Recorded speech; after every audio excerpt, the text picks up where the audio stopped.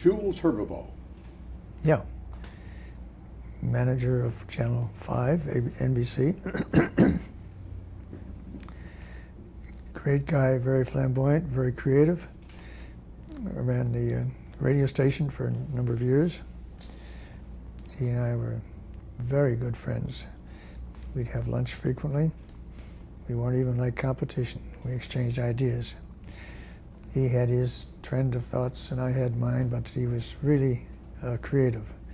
Had a great taste for a great picker of personalities. He could pick personalities very well. I think he could pick them better than I could. But he was a real credit to Chicago, let me tell you, Jules Herbevo. Zulfikar Ali Bhutto. Where did you get that name? I've heard a few things about you, Mr. Quinlan. Well, as a consultant, I said I was open to all kinds of things except bottom line responsibility.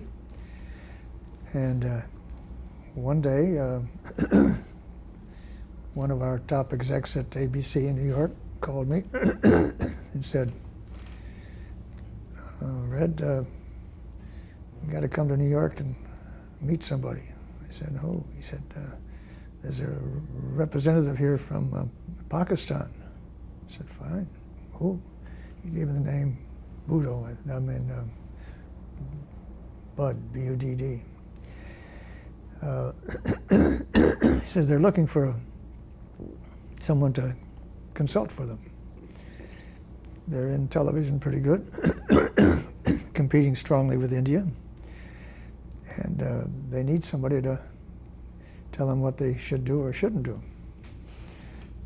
I said, how did you get my name?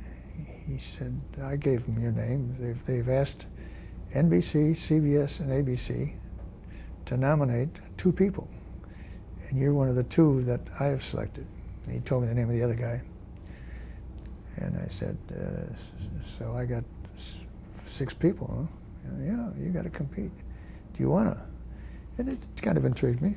I've heard of Pakistan, but never been to Europe a couple of times. So I said, sure, I'll come in. And I did come in and met this emissary for Bhutto. He spoke English very well, as all the wealthy and educated Pakistanis and Indians do. And he told me what they needed. They had 5 stations in 5 cities. And they were not hooked up. They were all doing their own thing.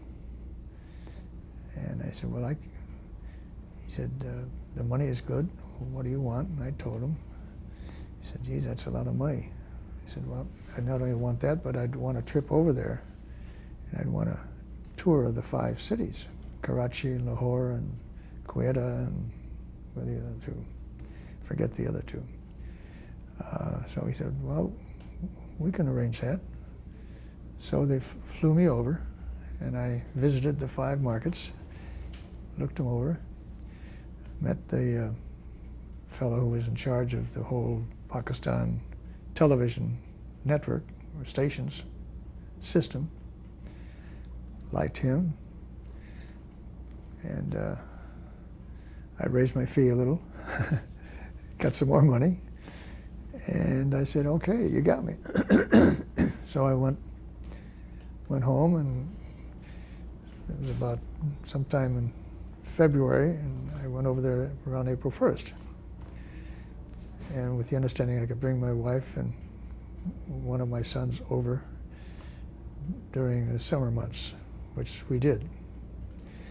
And I got royal treatment, a limo and a driver and a great suite at the big national hotel. And I did a lot for Bhutto. Met him, of course, didn't have too much to do with him. Sat with him in his garden around his house, in shrubbery and beautiful trees. And his wife and his daughter was in from London. I think she was going to some school in London. That's the daughter that was since a prime minister for a while. Then they threw her out. She was in her senior year. And I I put them on a network basis. I said, you got to buy some RCA equipment and do it like America. Don't be repeating. They were running tapes of their own shows and didn't even know the other station had them. And when they did have them, they wouldn't run them. So there's got to be some control. And they were commercial. I said, you got to improve your commercial basis because the government was paying for it, but Bhutto wanted to pay less and get them on their own, which India was doing.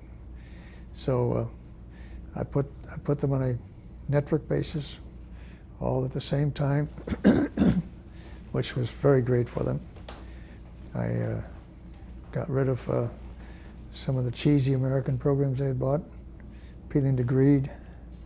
Now, these people had about a 4% profit interest every year. They were down to nothing.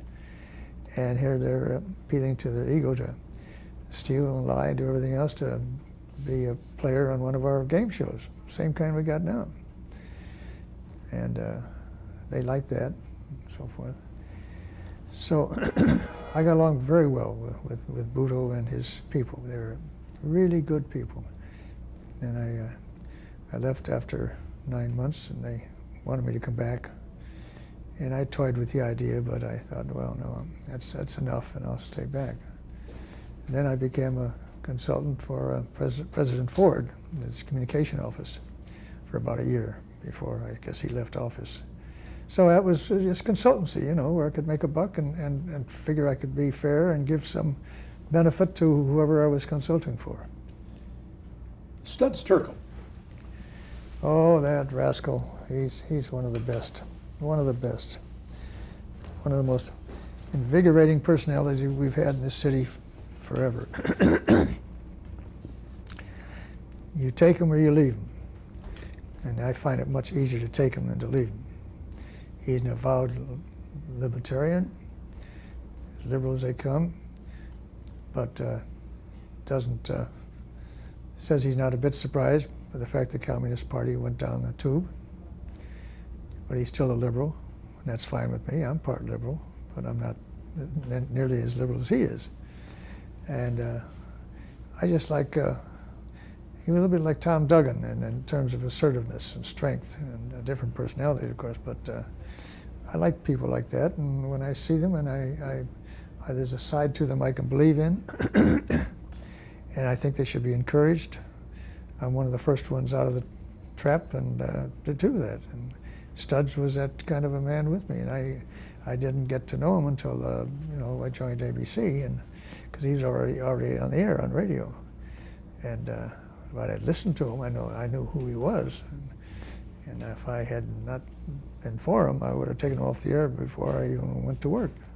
But I never felt that way. No, he was good. Burr Tillstrom. Burr was an awfully likable guy, very likable. He was homosexual, and he was a great guy with everybody. He was creative as hell. Those puppets he put on were fantastic. And he approved Fran Ellison, who was a big, tall, gangly, beautiful woman who could sing pretty damn well.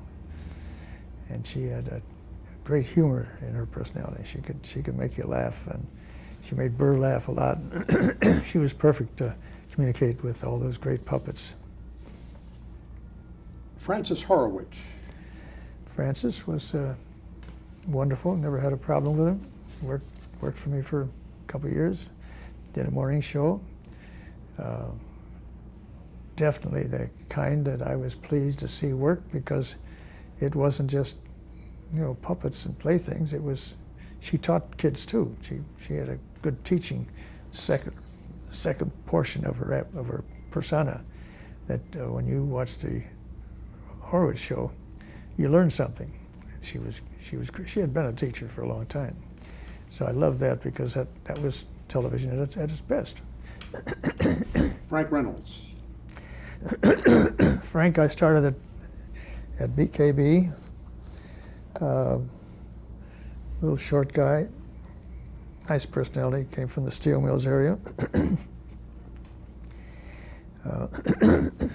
Easy to work with,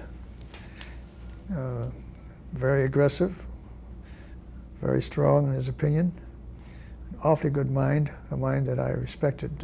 You got to be a news anchor, you got to have some pretty good brains too, and judgment and maturity. Frank had all of those things, and I was sorry to lose him. New York picked him away from me. They said, you can't have him anymore, and I couldn't stop him. I said, you'll go, but God bless you. And every time I'd go to Washington, I'd stop over at the ABC studios there. He'd give me a big hug like he was my loving son, and he was a great guy. Lee Phillip. Oh, Lee is, I can't tell you how much I love her as a friend. And Bob Bell, isn't it? You know. Yeah, Lee never had a point of difference with her. She worked hard on her show. She always surprised me with the multitude of contact. She was not just a pretty woman and a pretty face reading clippings from some of the women's magazines. No, she was more than that. She did some research, worked hard at it, more than any of us thought. I didn't think so, and my fellow execs didn't think so, but she constantly surprised us. Bill Friedkin. Oh, he was a genius. And you've seen The Exorcist and French Connection, you know, and that Paul Crump doc that he made, which I couldn't allow on because I thought it would kill him, end up killing him. That's a great program. The passion is there, and the job he did on The Exorcist and the French Connection. Now he's made some bad movies too, made some poor ones. But he's married to the gal who was president of Paramount Pictures. Sherry Lansing. Lansing, right. Yeah. Right. They're married, about his third wife. They're getting along fine. I don't know why he hasn't had more success with the later pictures. I can't tell you. I think he's gone through some emotional differences within himself about whatever. And I think that he could still come up with another great picture. Bob Newhart. Bob was a great guy, knew him very well, didn't do much for him. He was running his act around the country. He had a nightclub act, you know, that he played all over the country, made a lot of money in it. And he hadn't had it perfected. He still needed some money and some work. So I put him on this musician's payroll, you know. I put a guy who trained dogs on that damn thing, and some other people. And he came on and did a man on the street interview type thing. It wasn't right for him. But I kept him on the payroll, I think, for a year or two, because he could use that money from that lousy quota. And he appreciated that. Alex Dreyer. Oh, Alex was a marvelous guy. A big personality. He was amazing. He could have gone to New York and been anchor for the whole tribe right about the time Frank was there, or after. I don't know why he didn't. He was just fantastic. He limped, had a bad limp, and I didn't know how he got it until he told me. He was the last one out of Germany before the war ended. And when they got him to Switzerland, some group beat the hell out of him. Beat him up awful and broke his leg and so forth. Then they pushed him over the border. And nobody knew that, but he should have been a national network anchorman for many years. He's still living. He retired out in California. Norman Ross. Another wonderful guy who did an awful lot for me. He was a documentary director, spokesperson, editorialist. He did dozens of shows for me that got him national attention. He did the Inside Argonne series and Argonne Revisited. he's one of the crew that went out there and actually lived there for a few weeks. And his great brains, great writing style. He started with a wonderful series every night, 15 minutes. This day in history, he'd take this day and then go back to some famous event. Could be back in the 10th century or 1st century or yesterday. And he got his acclaim on that, and then he did a lot of did an enormous amount of things for me. He's still on, I think, Channel 7 now, doing some, and he wants me to go on his show one of these days. I will if you ask. Final question, Red. Do you think that broadcasters should have some sort of a professional code of ethics, like in the medical world, they have the Hippocratic Oath? Should broadcasters have some sort of a code that they should at least try to follow?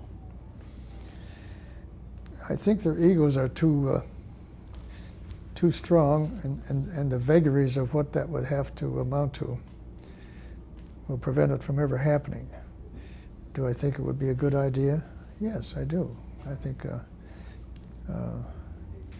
wouldn't be bad at all. A lot of people would be accusing it of controlling opinions and so forth. And you'd have a tough time getting them all to agree on doing that. So I don't think it's likely or possible, but it could be a good idea. I wouldn't be against it. Thank you, Sterling, Red. Thank you for your great job of questions. You are as good as you've always been, and I hope that we find each other at a bar soon and have a drink.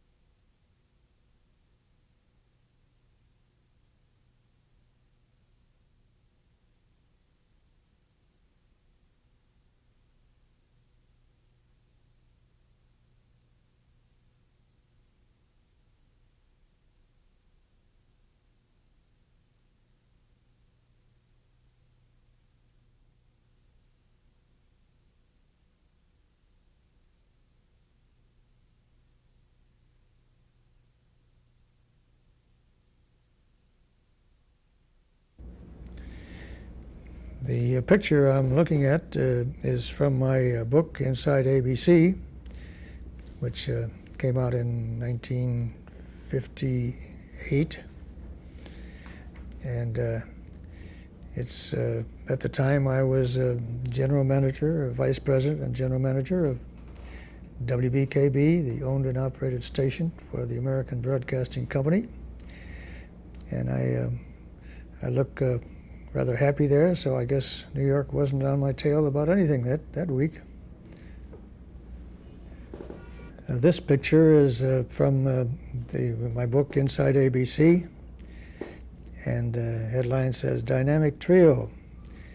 Oliver, more commonly called Ollie Trays, is on the left, and looking over his shoulder is Julie Barnathan, and on the right is Thomas Moore, and they're having one of their frequent meetings. Ollie Trays was head of the network, and Julie Barnathan was, I guess, his assistant, and also became head of the ABC owned and operated stations. Thomas Moore was in charge of sales, and they were, I would say, a productive team for some time, but then they fell apart. This is a picture of my favorite duo of ABC. On the left, the tall guy is a friend of mine from way back. Elton Rule. He was the manager of the ABC owned and operated station in Los Angeles. And next to him is the boss of the whole company, Leonard Goldenson. Leonard was a wonderful president, chairman, and he has a million friends to this day. I respect him and honor him, and could not have had a better chairman. And Elton Rule was, I guess, my closest friend amongst the ABC stations. He ran LA while I was running Chicago, and I was manager long before he got to be manager, so I kind of mentored him, I guess you might say. And anytime we had a meeting in Chicago, he and I were close as brothers and stayed together and talked a lot of business, and I always thought the world of him. He passed on much too soon.